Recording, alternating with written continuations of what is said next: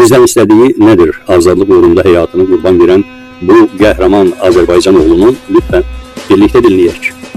Əziz dostlar, belki de size sonuncu dəfə müraciət edirəm. Mənə qarşı çıxarılmış qanunsuz, əsassız ve absurd ittihama etiraz olarak keçirdiyim azlıq aksiyası ikinci aya keçdi. İtiraf edib ki, çox ağır ve əzablı prosesdir, lakin bunun mənim əzmimə və iradəmə heç bir təsiri yoxdur. Əksinə, günlər keçdikcə qətiyyətim daha da artır. İlham Əliyevin mənə və mənim ailəmə vurduğu yaraları, etdiyi pislikləri sadalamakla qutaran deyil. Onlardan indiki durumuma aid olan birini deyim.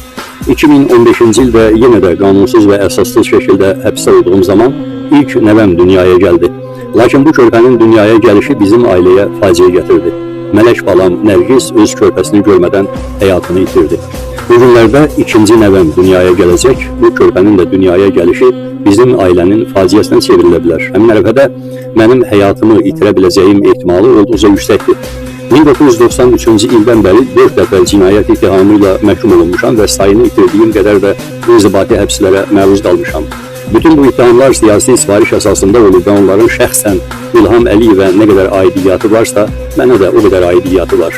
Mən heç bir cinayət törətməmişəm. Sadəcə olaraq Əliyev hakimiyyətinin törətdiyi cinayətləri və etdiyi səhvləri onun üzünə demişəm, xalqın öz duyğuları uğrunda mübarizəyə səsləmişəm. Mənim bütün dırnaq arası cinayətlərim bundan ibarətdir. Əziz dostlar, həbs edildiyim ilk gündən, xüsusilə də azlıq aksiyasına başladığım dövrdən mənə möhtəşəm dəstək verməyinizdən, mənim haqqımda xoş sözlər demənizdən və yüksək qiymətləndirmənizdən xəbərim var. Buna görə hər birinizə ürəkdən təşəkkür edirəm. Sizin mənə bu münasibətinizdən doğan ərkdən istifadə edərək sizdən bir təmənnam var. Bilirsiniz ki, Əliyevlər rejiminin bu illər ərzində siyasi məhbuslar üzərində qurduğu bütün istintaqlar eynən mənim işimdə olduğu kimi absurd və uydurmalardan ibarətdir. Ümumi şəkildə bu məhkəmə proseslərində çıxarılmış hökmlərin əsassızlığını sübut edən detallardan xəbərsizik. Siyasi məhbusların məhkəmə zallarındakı ittihamı alt-üst edən çıxışları, alibiləri, gətirdikləri sübut və faktları elə məhkəmə divarları arasında qalır.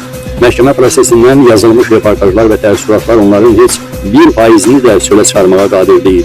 Bildiyiniz kimi sonuncu məhkəmə prosesində 134 səhifəlik son söz yazmışam. Həmin son sözümdə mənə qarşı irəli sürülmüş ittihamı elə darmadağın etmişəm ki, hətta mən hər hansı səbəbdən bu uydurma cinayəti boynuma götürməyə məcbur olsaydım belə, hakimin mənə bəraət verməkdən başqa yolu qalmazdı. Biz hakimiyyəti ittiham edəndə ümumi sözlərdən yox, sübutlardan və faktlardan istifadə etməliyik. Mənim yazdığım son sözü 2-3 günə rahatça oturub qurtarmaq olar. Odur ki, sizdən bir ricam var. Əgər həyatımın bu son günlərində sizdən daha çox dəstək hiss etməyimi istəyirsinizsə, həmin son sözü əvvəldən axıra qədər oxuyun, rəylərinizi bildirin və onu da başqalarına tövsiyə edin. Dostlar, əlbəttə ki, mən yaşamaq istəyirəm, amma neyim ki, Əliyev rejimi mənə başqa seçim imkanı vermədi və mən ömrümün son günlərini həbsxanada keçirmək istəmirəm.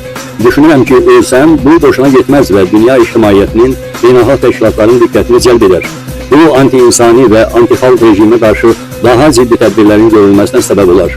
Cəmiyyətimizdə də onu istismar edən, tanıyan və təhqir edən bu rejimə qarşı nifrət hissini gücləndirər, eyni zamanda mübarizəyə səsləndirər. Ümid edirəm ki, mənim bu xahişimi yerə salmazsınız.